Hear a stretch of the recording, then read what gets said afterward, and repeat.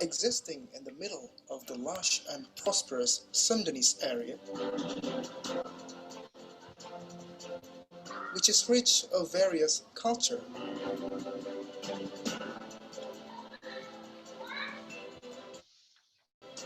and natural magnificence.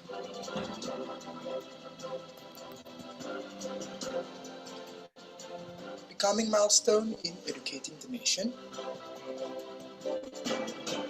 building persons to be society servants and nation founders.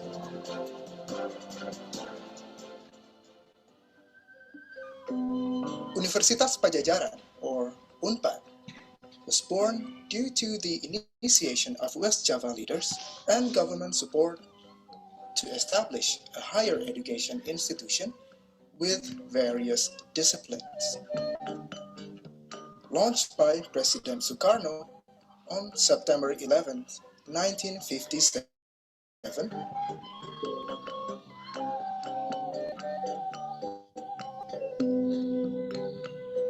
today, UNPAD has a large number of institutional achievements.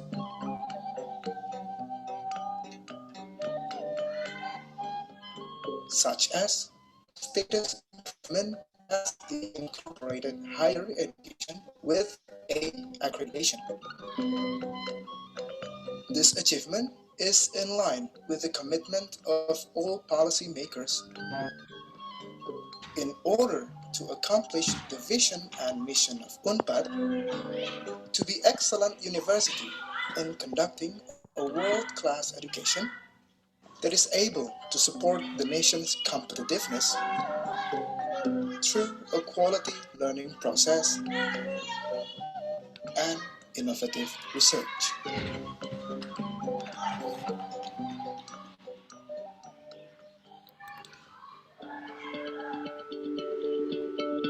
The representative learning facilities and strategic campus in the center of Bandung City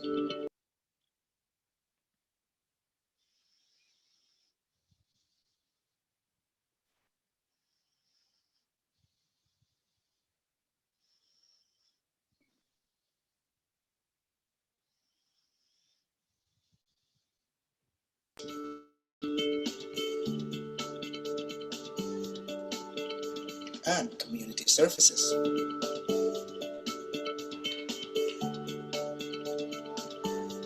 Through its best programs enabling to fulfill the needs of society, nowadays UNPAD has 16 faculties and 1 postgraduate school, totally consisting of 152 study programs. Faculty of Law, Faculty of Economics and Business, Faculty of Medicine, Faculty of Mathematics and Natural Science, Faculty of Agriculture, Faculty of Dentistry, Faculty of Social and Political Sciences, Faculty of Arts, Faculty of Psychology, Faculty of Animal Husbandry, Faculty of Communication, Faculty of Nursing, Faculty of Fishery and Marine, Faculty of Agricultural Industry Engineering, Faculty of Pharmacy, Faculty of Geological Engineering, Postgraduate School.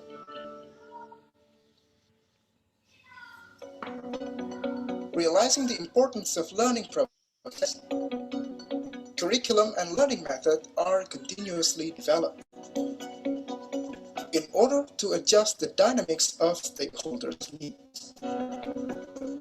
Nowadays, has used student-centered learning method That is, learning method focuses on students as the base to actively involve in developing knowledge,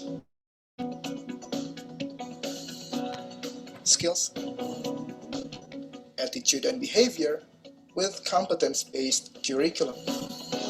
Supported with professional faculty members and staffs, UNPAD is capable of generating competitive and characterizing graduates. Until now, it has registered 10,000 students from all over Indonesia and hundreds of international students studying in Universitas Pajajaran. To optimize the education and learning processes, UNPAD is supported with various representative supporting facilities such as library, basic science service center, language center, e-learning, teaching hospital, and dental hospital. In addition, UNPAD is also equipped with student dormitory, health facility, sport facility, campus transportation, banking, hall, and entrepreneurship facility. Such various facilities are supported with the utilizing of information technology. Besides supporting the academics quality, Universitas Pajajaran also fully supports the activity of student character building through some student unit. As a part of society, Universitas Pajajaran absolutely realizes that its function is limited not only in teaching, but also social and cultural aspects. Some social activities, society empowering, and research implementation have been conducted to give real benefits for all society. Universitas Pajajaran, straightening and developing together with society, from West Java for Indonesia to the world through SDGs.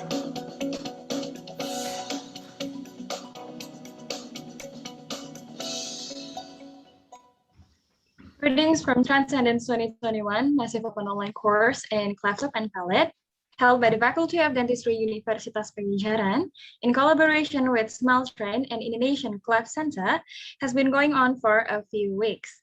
We are currently in the 8th week of Cleft Lab and Palate course. First of all, I would like to introduce myself. My name is Josephina. I am a dental student from the Faculty of Dentistry Universitas Pajajaran.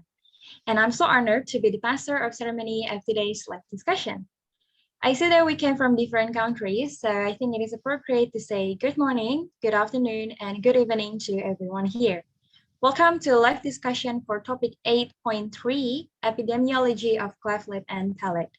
Also greetings to our expert today, Professor Peter Mossey from School of Dentistry, University of Dundee, United Kingdom, and he is also the director of WHO Collaborating Center in Craniofacial Anomalies. Good morning, Professor. Yes, good morning and good afternoon and good evening, as you've said. Greetings to everyone from everywhere in the world to this beautiful MOOC and the tremendous initiative that has been undertaken by the University of Pajajaran in Bandung. Okay. Thank you so much, Professor, for being here. We are so honored by your presence here. Okay, and we also have our moderator today, Dr. Fidya Meditia Putri, Magister of Epidemiology. She is one of my public health lecturers in Faculty of Dentistry, Universitas Pajajaran. How do you feel, Doctor? I feel great, thank you. Thank you for giving your time here as today's moderator. Yes, it's my honor too. Okay, thank you for inviting me to be the moderator for today's live session. That's very kind of you, Dr. Fidya. Okay, greetings to all of the participants here, especially for Indonesian students who have just joined this course from the KMME program. Thank you for participating in this course and thank you for attending this live discussion session. Before we begin, I would like to explain about this live discussion. So this live discussion will be separated into two sessions. In the first session, the expert will be answering the questions that have been filled out by the participants on the MOOC platform.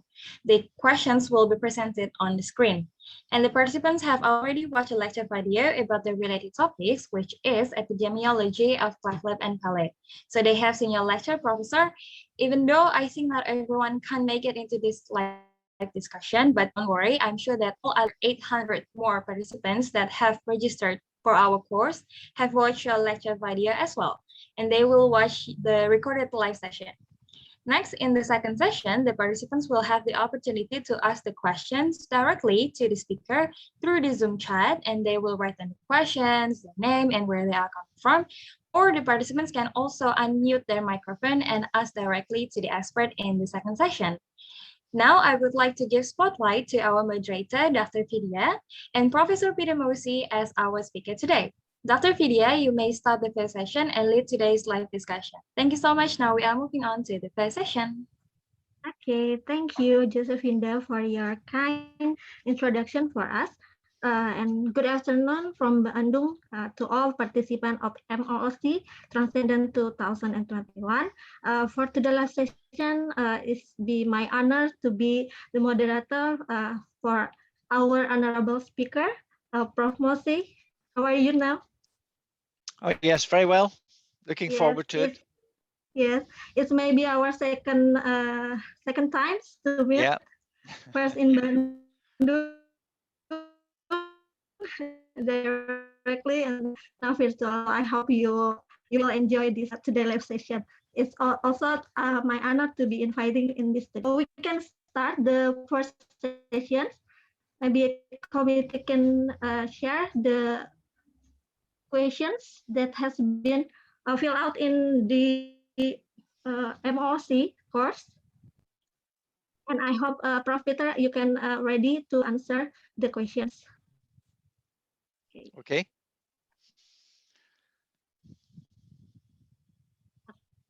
Okay, here is the first questions from Mutiara in University Pajajaran. The CLP incidents came in various rates in each country, and what factor do you think contributed to the variability of the CLP incidents in different countries? Yes, of course, that's an excellent question, and the one that everybody asks. And there is tremendous variability, and the variability has been investigated quite thoroughly in terms of epidemiology, but not completely.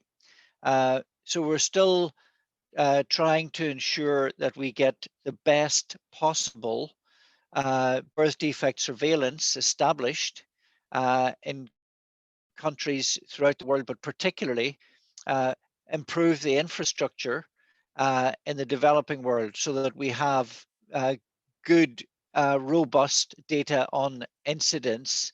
But there's no doubt that some countries have higher incidence or birth prevalence than others. And examples are the highest rates when we did a developing world survey probably about 6 years ago now. We just concentrated on the developing world, and we could see higher rates in, first of all, Aboriginal populations, which is interesting. So that's populations such as the New Zealand Maoris, the Canadian Aboriginal people, the Native Americans, and these consistently higher than the base population in those countries. Then you have an east-west shift to some extent, because the eastern countries such as Japan and China and the Philippines appear to have higher rates than the Caucasian populations. And within the USA, there is a spread as well, with the highest rates, again, amongst the Hispanic, then Caucasian or intermediate rates, and the lowest rates among African Americans. And that seems to carry into the African continent as well, because there does appear to be, for both cleft lip and palate and cleft palate only, there appears to be low incidence.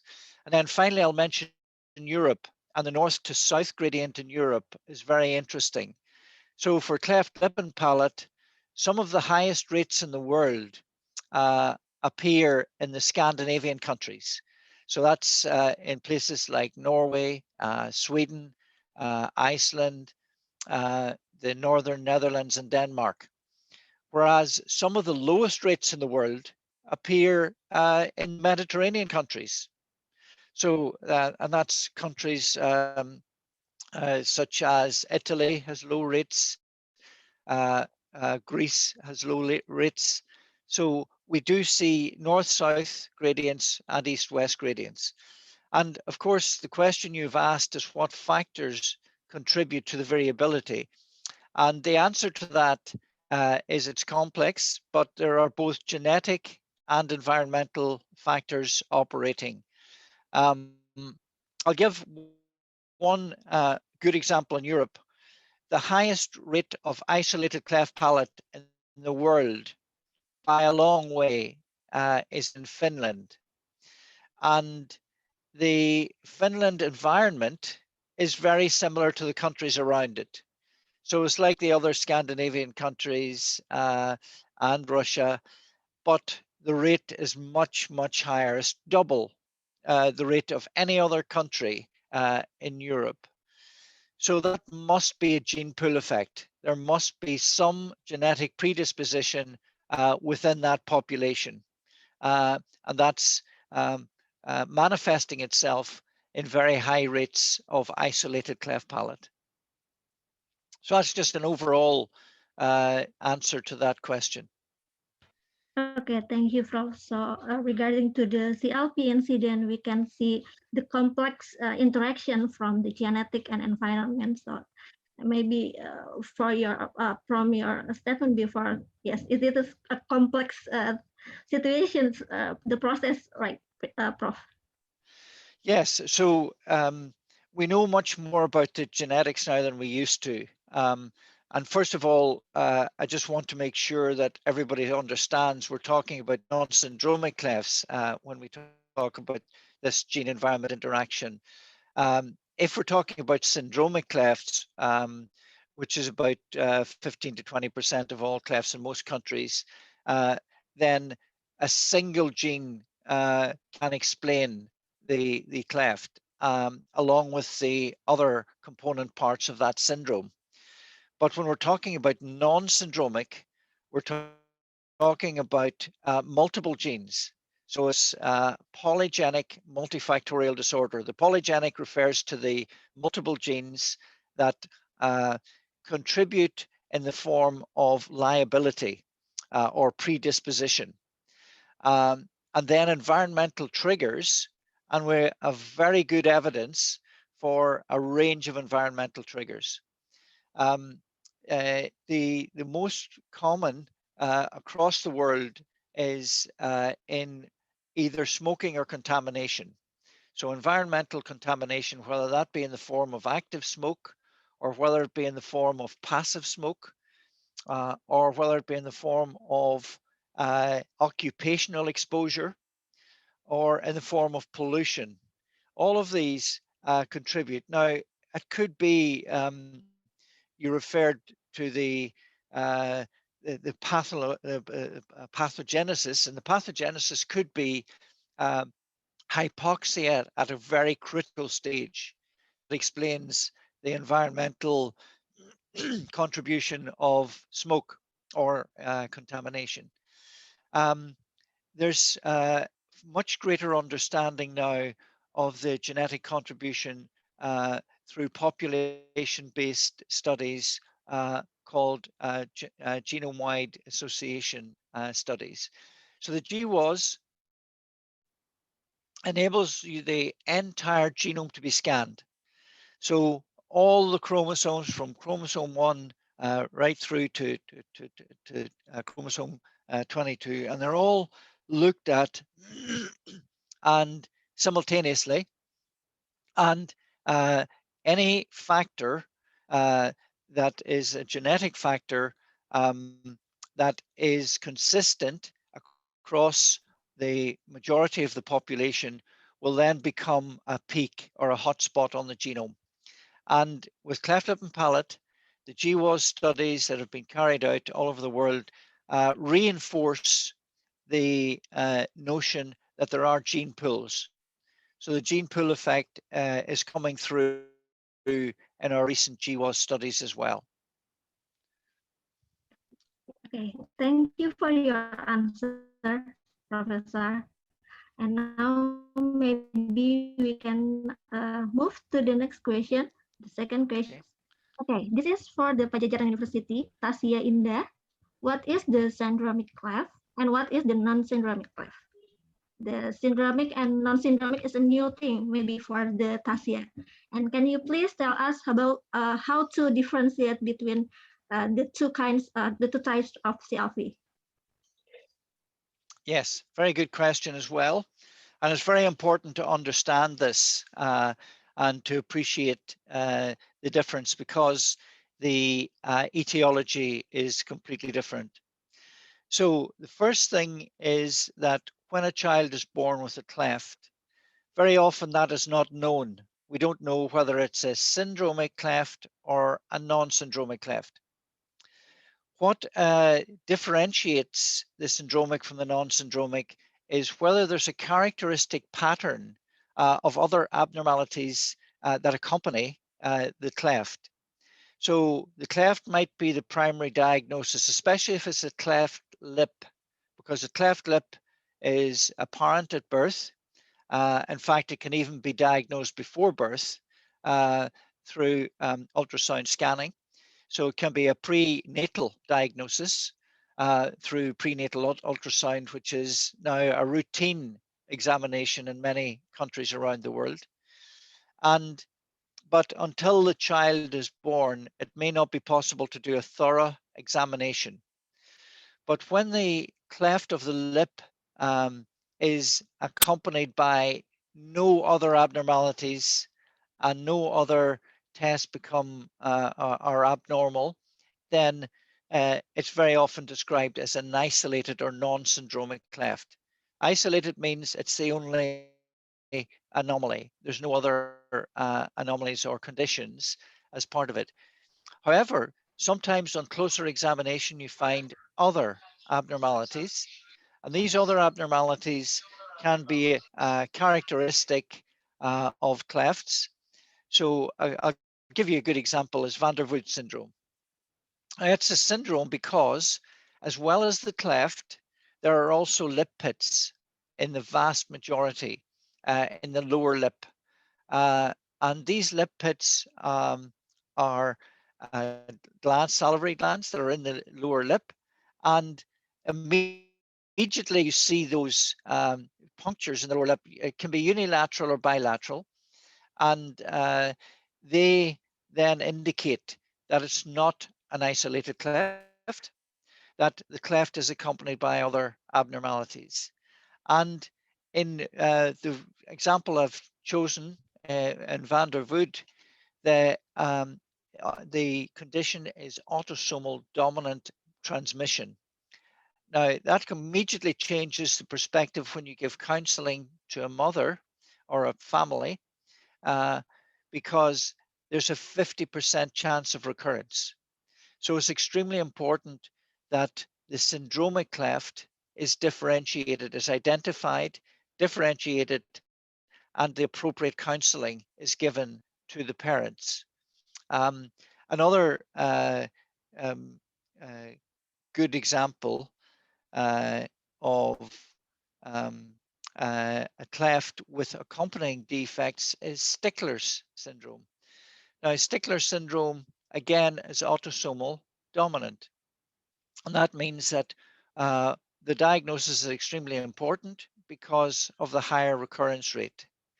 And approximately 15 to 20% of all clefts are described as syndromic clefts because they're accompanied by other abnormalities that are recognizable as a syndrome.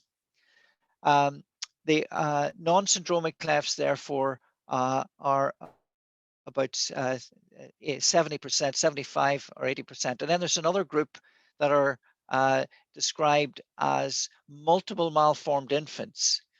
Now, they have a cleft, another accompanying defect, but it is regarded as non-syndromic because there's no distinctive pattern. So there could be another defect such as a heart problem. That's not necessarily a syndrome. It's just two coincidental defects that are occurring in the same child at the same time. It could also be a minor abnormality such as a near abnormality, a limb abnormality, a digit from your fingers, an abnormality, an abnormality of the genitourinary system, something that accompanies the cleft, but it's not a syndrome. In other words, it's not a recognizable pattern of defects. So that's three different categories. So there's the isolated cleft with no other abnormalities. There's the multiple malformed infant who is a cleft and some other condition that may be minor but is not a syndrome. And then the syndromic ones are the ones that have a recognizable pattern, and they are usually a single gene defect and therefore need to be diagnosed.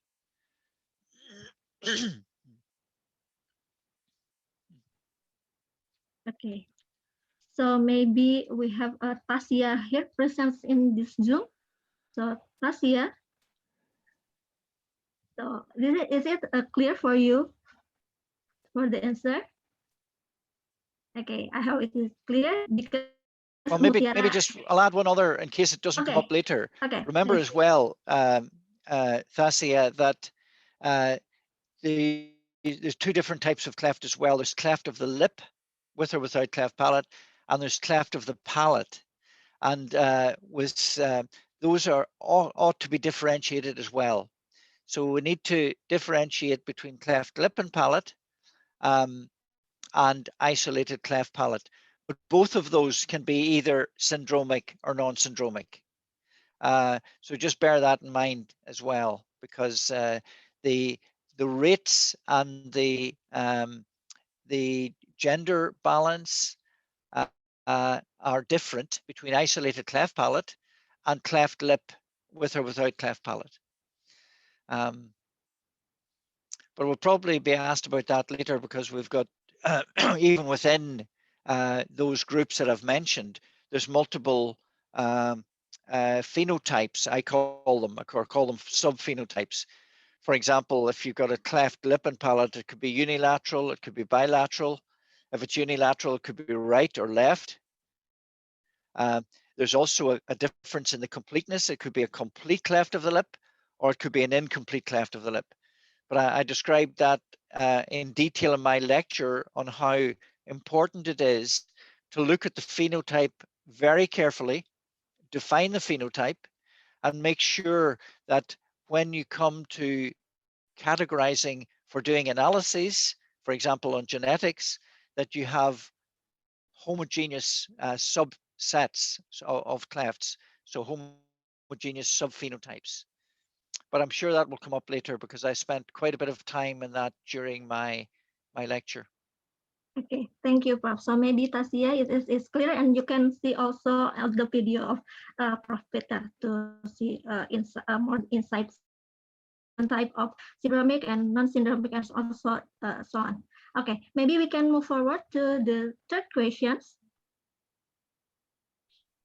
Oh, this is from Gretanza. So, how is the calculation done for the cleft and palate ethnic minorities?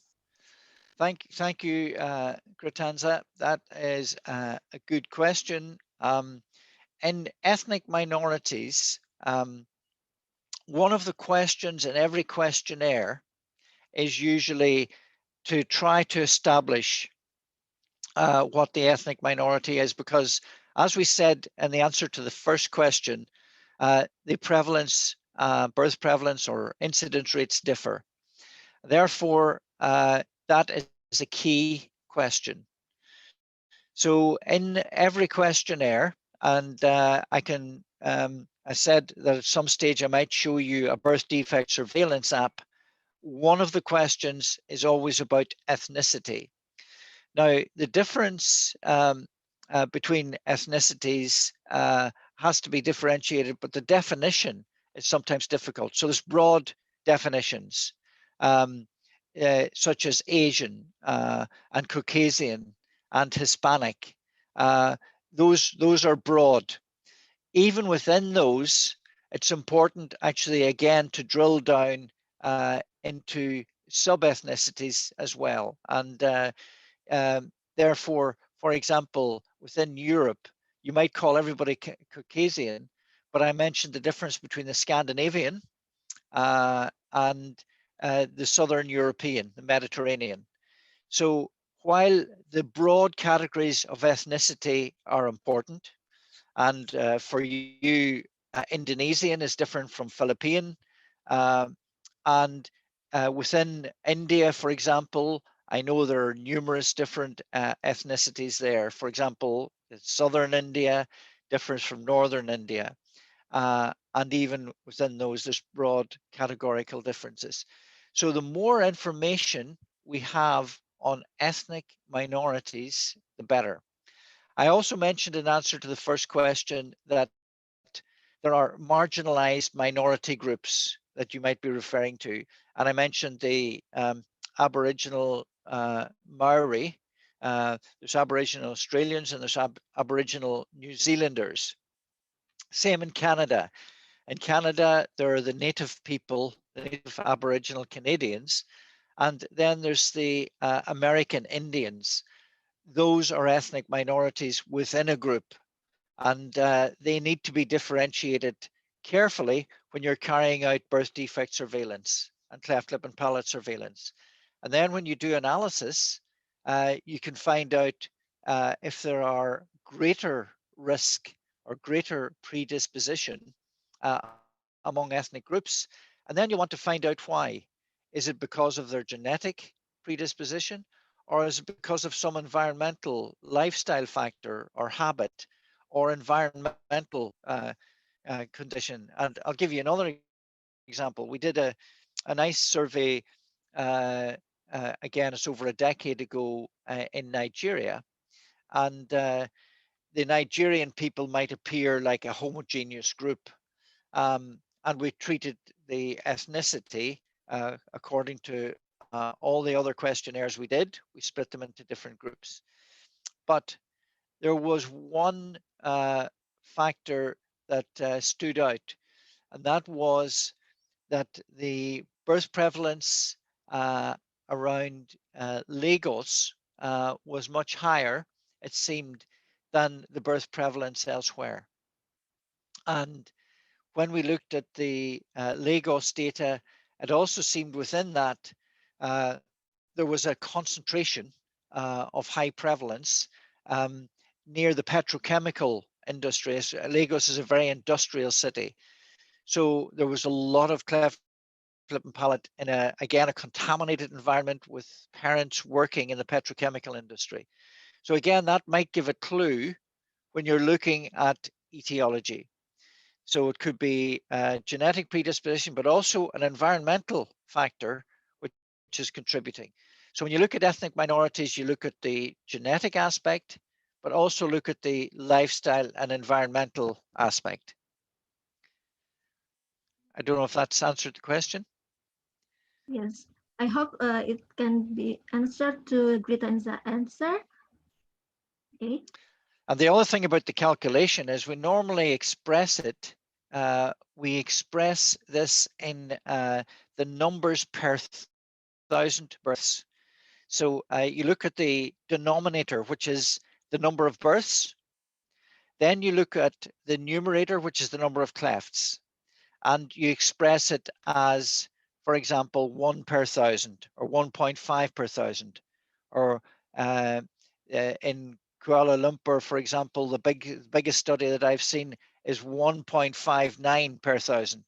So, you know, I haven't seen figures for Bandung, but again, we could do a study and we could calculate for all of the whole population and then for different ethnicities within the population and express them as per 1,000 live births for birth prevalence. Okay, thank you, Professor, for the answer. And Gretansa has said in the chat box, thank you for a very clear explanation, Prof. So I think regarding to our time, we can move forward to the fourth questions, please, committee.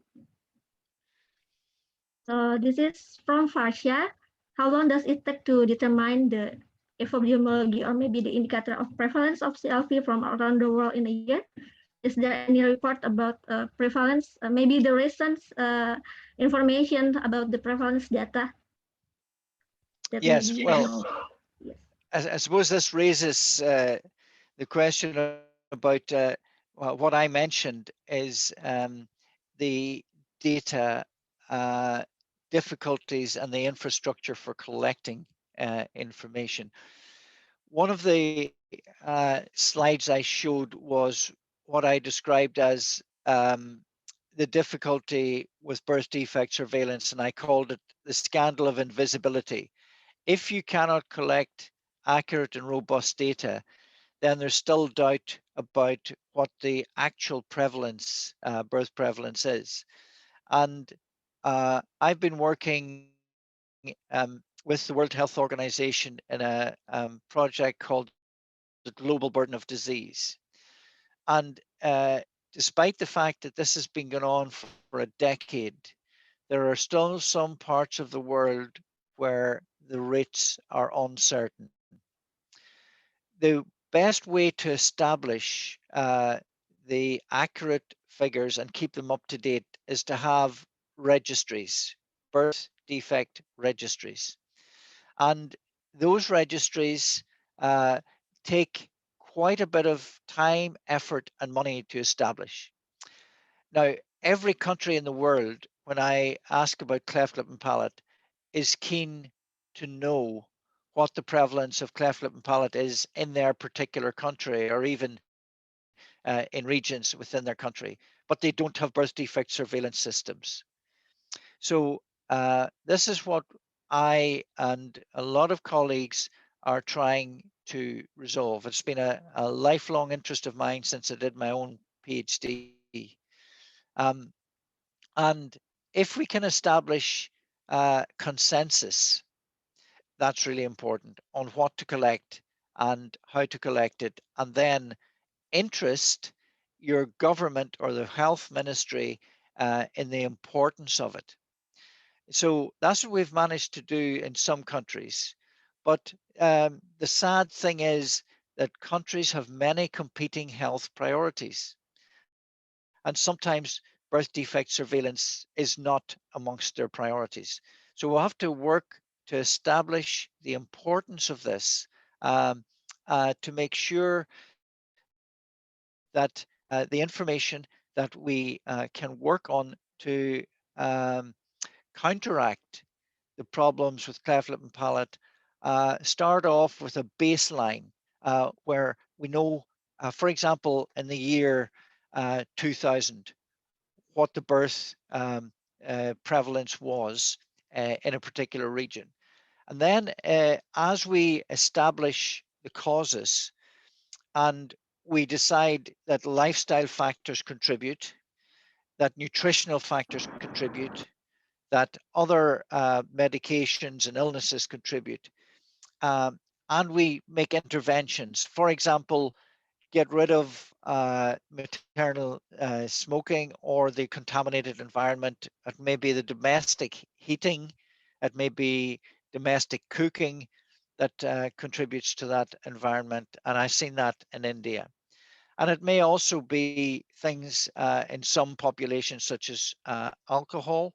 It may on others be something such as diet and the lack of folic acid or multivitamins. Now, if we introduce those preventive measures, if we do interventions to improve nutrition, if we do interventions to improve the contaminated environment, if we do interventions to improve lifestyle, we'll not be able to measure how successful those interventions have been unless we know the baseline prevalence of clefts. So this is why it is so important for the government to know that and for health ministries to know that, is that if you do not have a baseline and you cannot measure longitudinal progress, then you cannot measure the efficacy of an intervention. And that's the message that we are trying to get across to ministries, health ministries and governments around the world. And is there any report about prevalence of cleft lip and palate case last year? Well, in some countries there is. For example, in my country, in Scotland, I know how many were born last year, the year before, for the last 30 years. I know every single cleft that was born in Scotland. Unfortunately, that is not the case in many countries in the developing world because the birth defect surveillance system is not sufficiently robust. So as part of our task, all of us, is to ensure that we provide the appropriate reasons for the value of birth defect surveillance. Yes. Thank you, Professor, for your explanations. I think maybe we still have 13 minutes for the rest of the questions. Maybe Okay. we can move forward to the 6 questions. How many questions do we have in total, so I can Yes. make my answers quicker? Yes. I think in the slide there's about 8 questions, and in the chat is 1 question. So maybe we Okay. still have 3 questions left.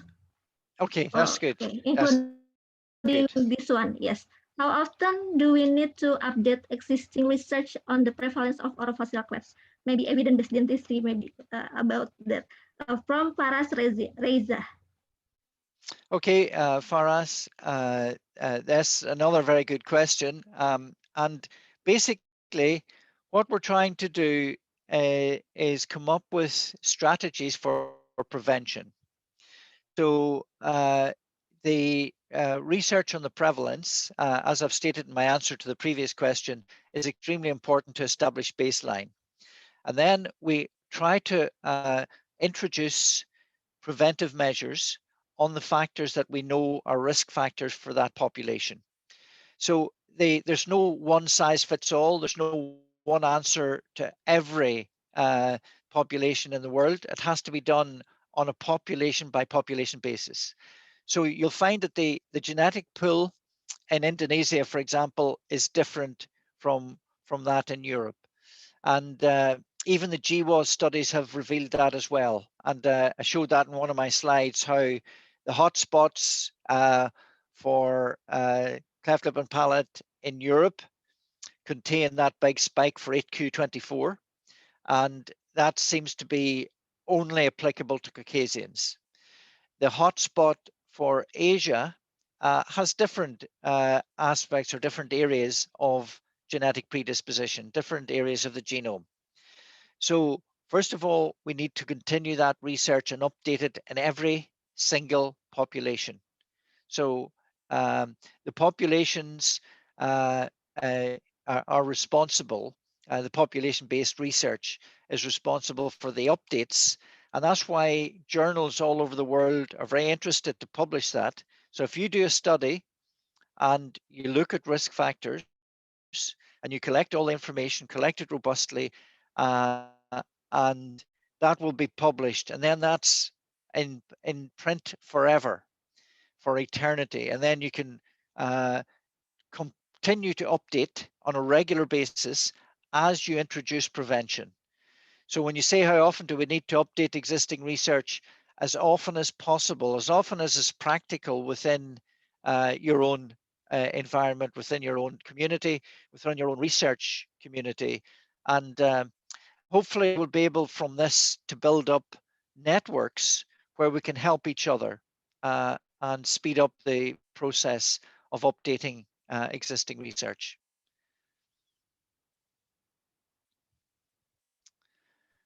Okay, thank you, Professor.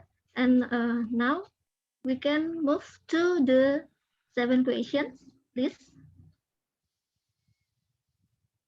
Difference in rates. Okay. Is there any difference in rates of cleft lip palates between a country with low access to antenatal or healthcare and the good access to antenatal? So this is related to the access of healthcare services. Prof. Yes. Well, one of the factors that you're maybe alluding to there, and is what I described as the linear correlation between health and wealth. Okay, so there's excellent access to healthcare in Europe. There's excellent access to healthcare in most parts of America. Well, I'm saying these as generalities. So in the Western and so-called developed world or high-income countries, and that actually includes places like Japan as well, they have got very good access and very good health. And one of the questions has always been, is there higher rates in those areas with low socioeconomic status? And the answer is that although there are local differences, like I mentioned in relation to exposure to environmental factors and gene pools, there is no consistent evidence that birth defects are higher in their birth prevalence in those areas of low socioeconomic status. Although we'll have to say that in those areas, the data tends to be poorest. In other words, we don't have good ascertainment in a lot of these areas. But the present state of evidence in the world at the moment is that socioeconomic status in itself as a factor is not a major factor in increasing the prevalence of birth defects. And that's really very encouraging. But the discouraging thing is that if you don't have access to care, then there's high mortality.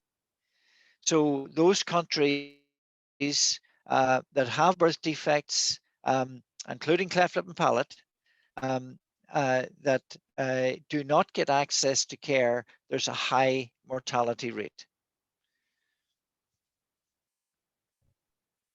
Okay, thank you for the explanation, Prof.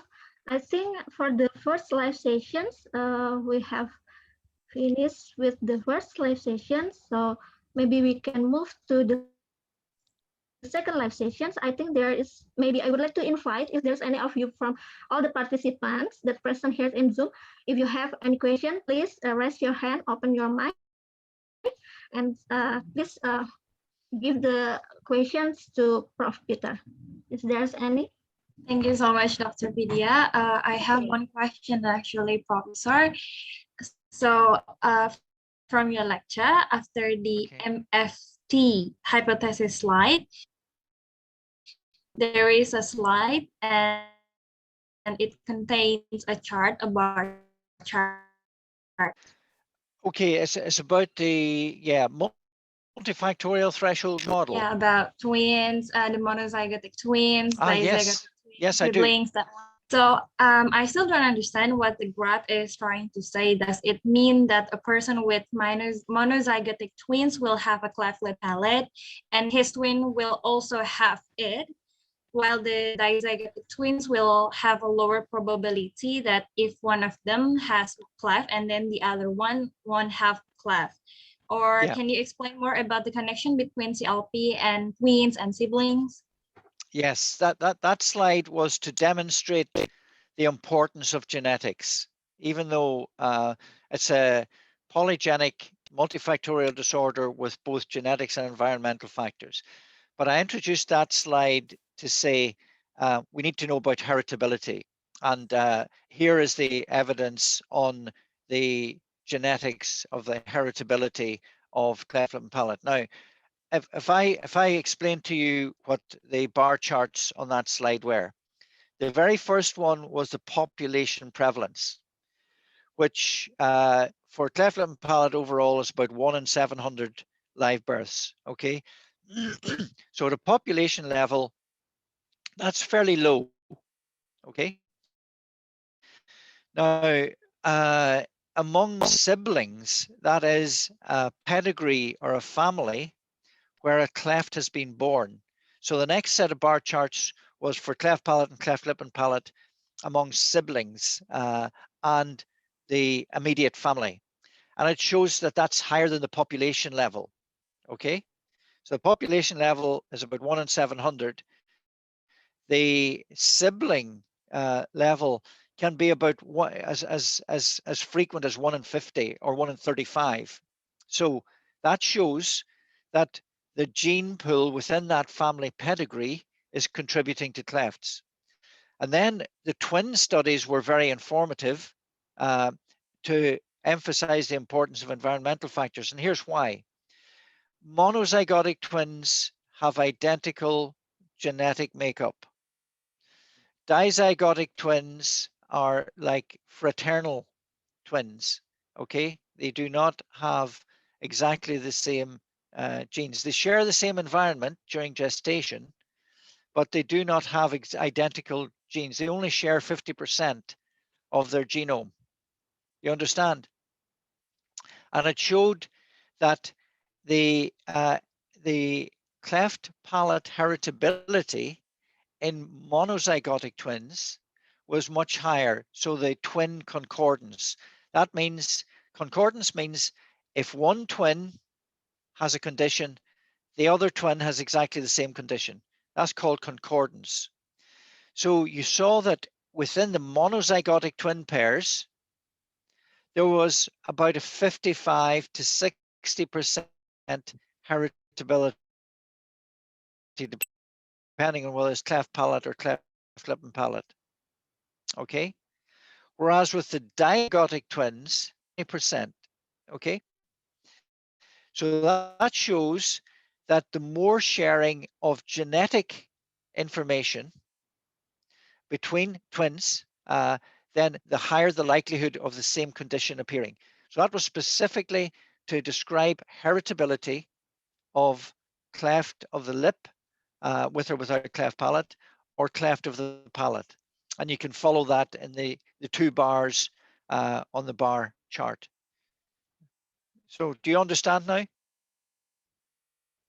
Very clear, Professor. Thank you so much for explaining this to me. Okay. Okay. Prof, I think unfortunately the time is already set for us for this discussion, because this is a lot of discussion, a lot of questions that are asked, and I would like to say thank you to our participants. And before we move again back to MC, maybe Prof, you have a closing remark in a brief time that you want to tell to all the participants about this lecture. Well, and I'd just like to say that I am very, very impressed by the quality of those questions. It shows that you took an interest in the question of epidemiology, and I was very pleased to see that your level of understanding is reflected in the quality of the questions. And I was very, very pleased to get an opportunity to explain some of them in a little bit more detail. But my thanks to everyone who participated in the discussion, who put forward the questions.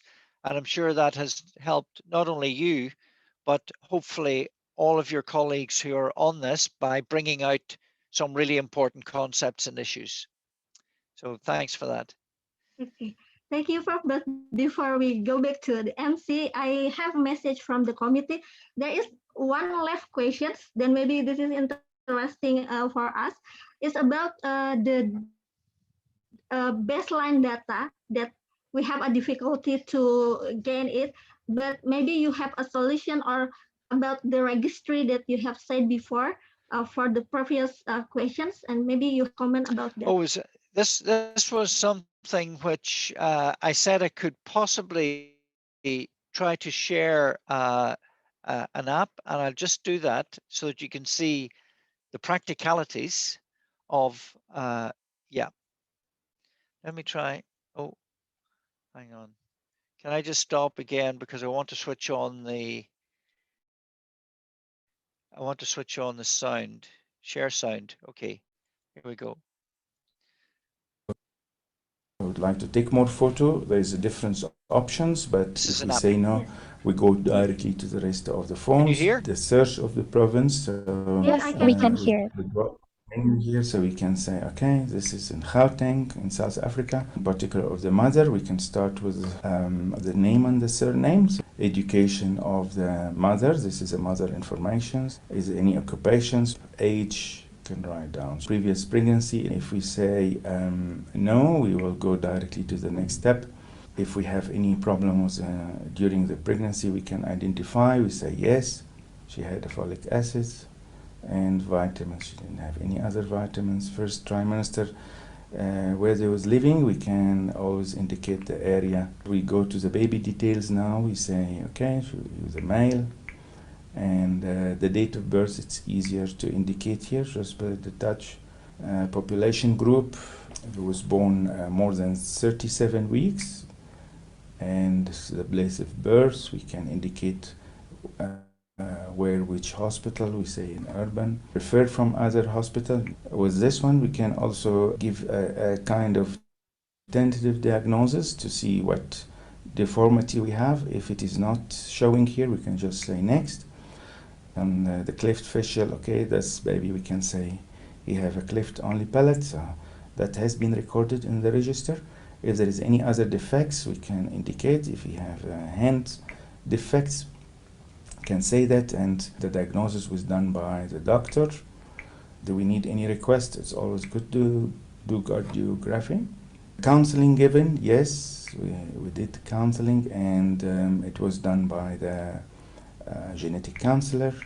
And here we have two options: either finish and send an email with the registered form, or finish and this records, we will get it. Thank you. Just stop sharing now.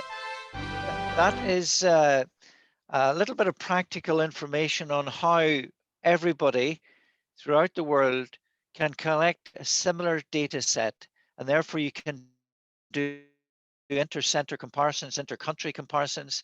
And the other lesson about that is modern technology makes it much, much easier because even if you're offline, that app does not depend on being online. It can be collected anywhere. And once you get into a situation where there is Wi-Fi access, then it can be uploaded onto a database. And this makes registration much easier.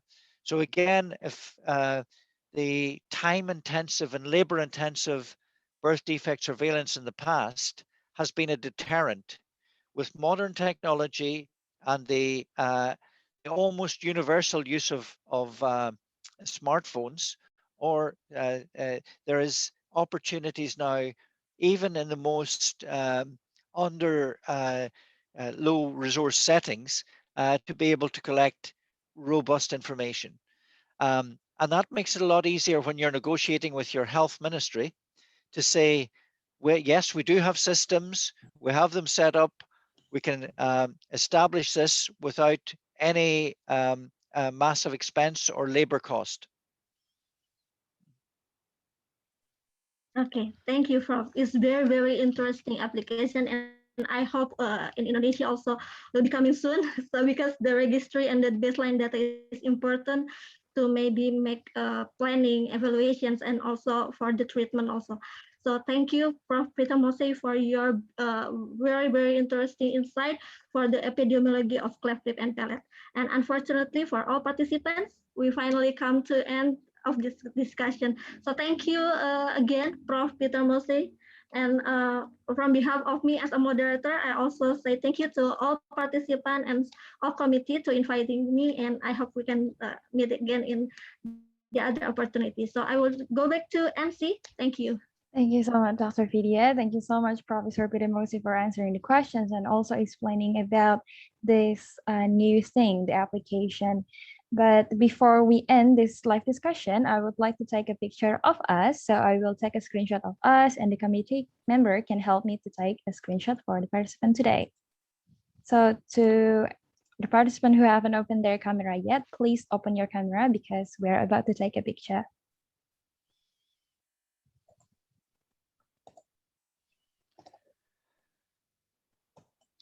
Okay, the committee member can help me to take a picture. Okay, wait a second. Okay, I will count 1, 2, 3. Okay, and then, okay. Then the next slide, we will take a picture. 1, 2, 3. Okay, thank you so much. And then, okay, so it was a great opportunity for all of us hearing valuable knowledge from Professor Fidya Mossey on this special occasion. In these hard times of pandemic, we can still find the bright sides and learn another new thing in Cleft, and Palate. Keep very motivated, pace yourself to learn, and continue completing this course because you will be amazed by the knowledge that you will have.